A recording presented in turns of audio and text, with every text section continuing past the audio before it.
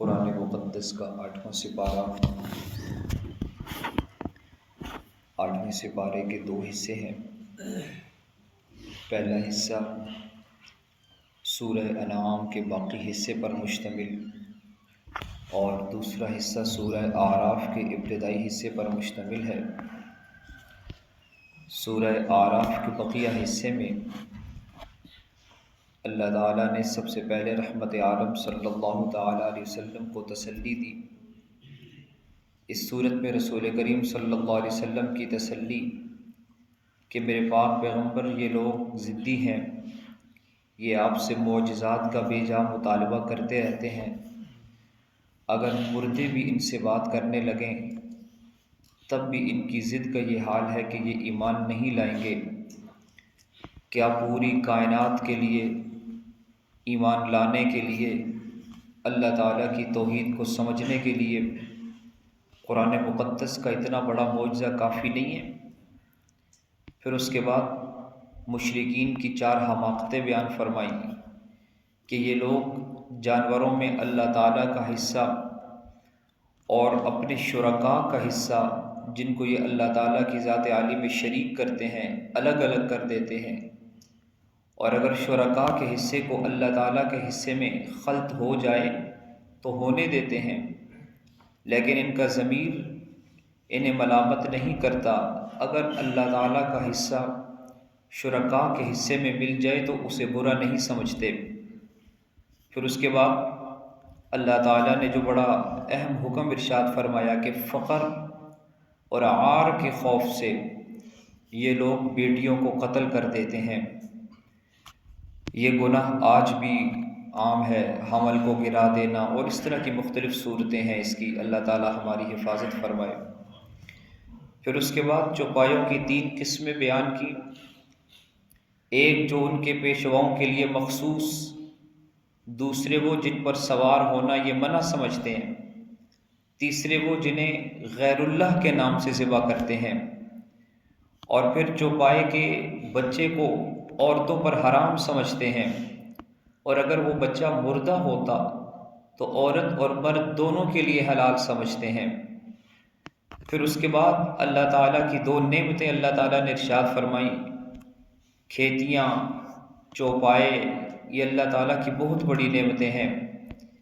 پھر اللہ تعالیٰ نے 10 وصیتیں ارشاد فرمائی، فرمایا کہ اللہ کی ذات عالی میں کسی کو شریک نہ کیا جائے، ماں باپ کے ساتھ اچھا سلوک کیا جائے، اولاد کو قتل نہ کیا جائے، برائیوں سے اجتناب کیا جائے، ناحق قتل نہ کیا جائے، یتیموں کا مال نہ کھایا جائے، ناپ تول پورا کیا جائے، بات کرتے وقت انصاف کو مد نظر رکھا جائے، اللہ تعالیٰ کے وعدے کو پورا کیا جائے اور صراط مستقیم ہی کی اتباع کی جائے۔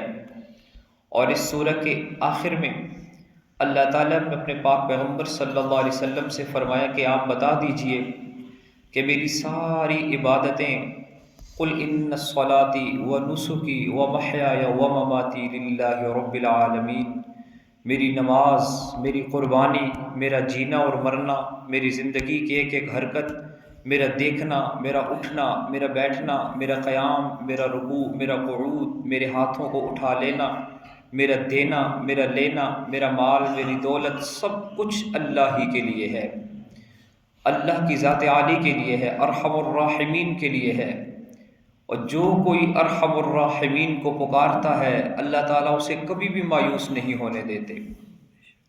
طائف سے واپسی پر حضرت زید بن حارثہ رضی اللہ تعالیٰ عنہ نے خچر کرائے پر لیا، مالک ساتھ تھا، راستے میں ایک ویران جگہ پر خچر روک لیا۔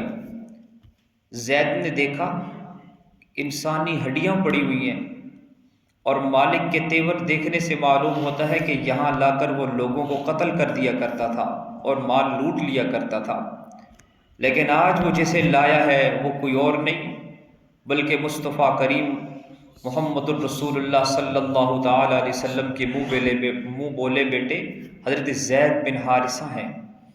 زید نے کہا کہ مجھے 2 رکعت نماز پڑھنے دو۔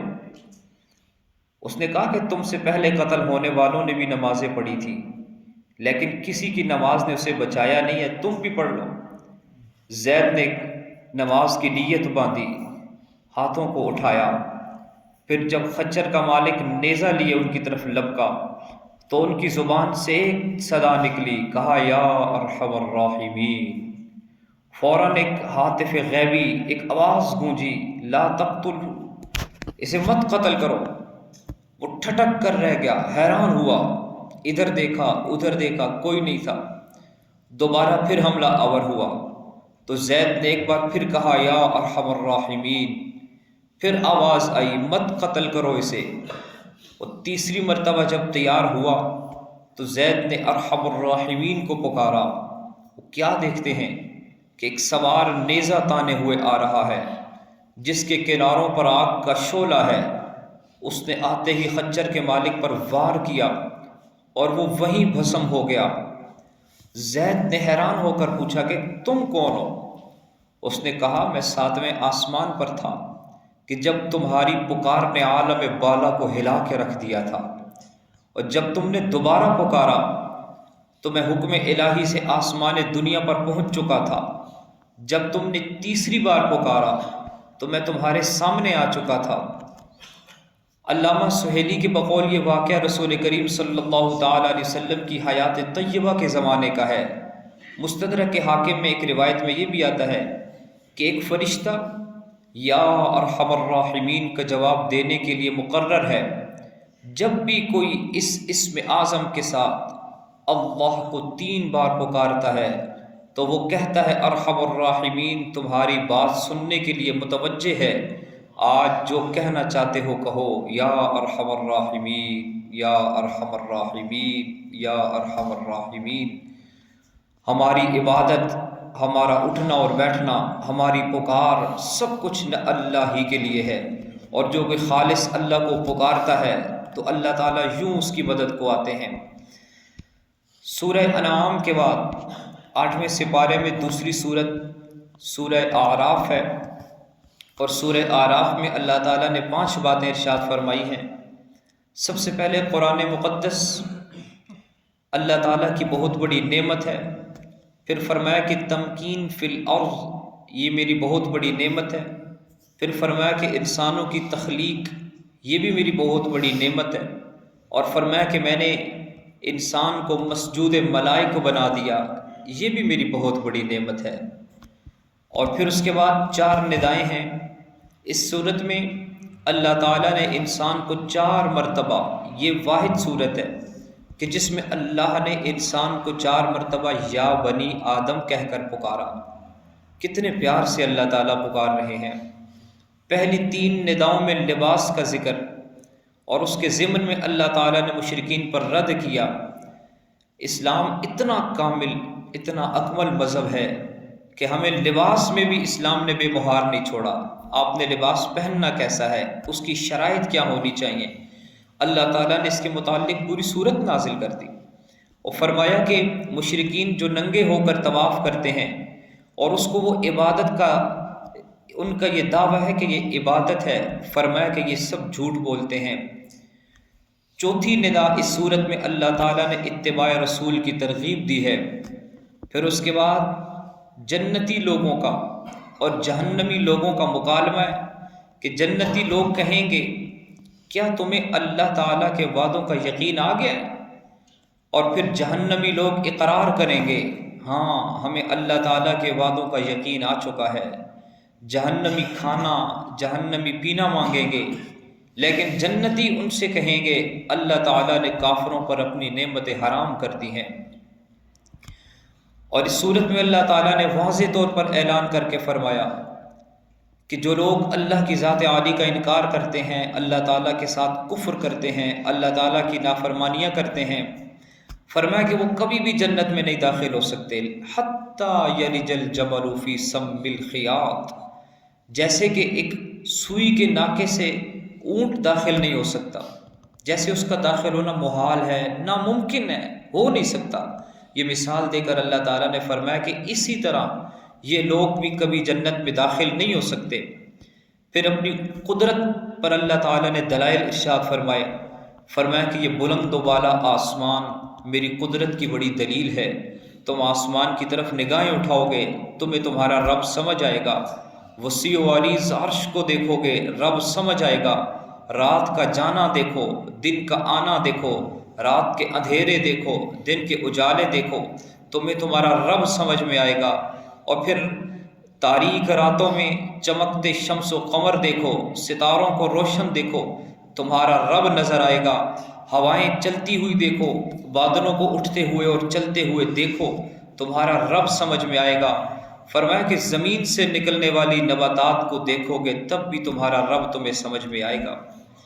یہاں تک ارشاد فرمانے کے بعد اللہ نے اس سورت کے آخر میں 5 قوموں کے قصے بیان فرمائے ہیں۔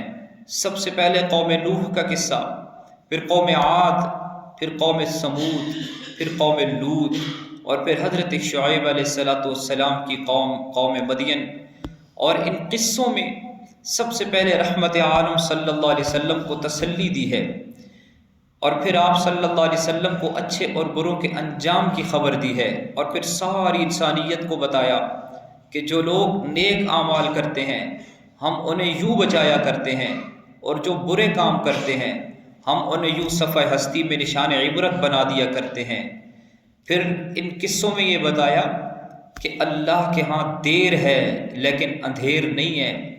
ان قصوں میں یہ بھی بتایا، یہ رحمت عالم صلی اللہ علیہ وسلم کی نبوت کی بہت بڑی دلیل ہے کہ ایک نبی امی ہونے کے باوجود وہ پچھلی قوموں کے اتنے قصے بتا رہے ہیں، اتنے عبرت آموز قصے سنا رہے ہیں، تو یہ پتہ چل رہا ہے کہ یہ اللہ تعالیٰ کے پکے اور سچے نبی ہیں، اللہ کے رسول ہیں، جو وحی کی روشنی میں یہ ساری چیزیں بتاتے ہیں۔ اور 5ویں چیز ان قصوں میں عالم انسانیت کے لیے عبرت ہے، نصیحت ہے۔ ان 5 قصوں کے ساتھ آخر میں قوم شعیب کے قصے اور ان کی قوم کی تباہی پر اللہ تعالیٰ نے اس سپارے کو مکمل کیا ہے۔ ھذا ما عندی واللہ اعلم بالصواب۔ اللہ تعالیٰ سمجھنے اور عمل کرنے کی توفیق عطا فرمائے۔ وآخر دعوانا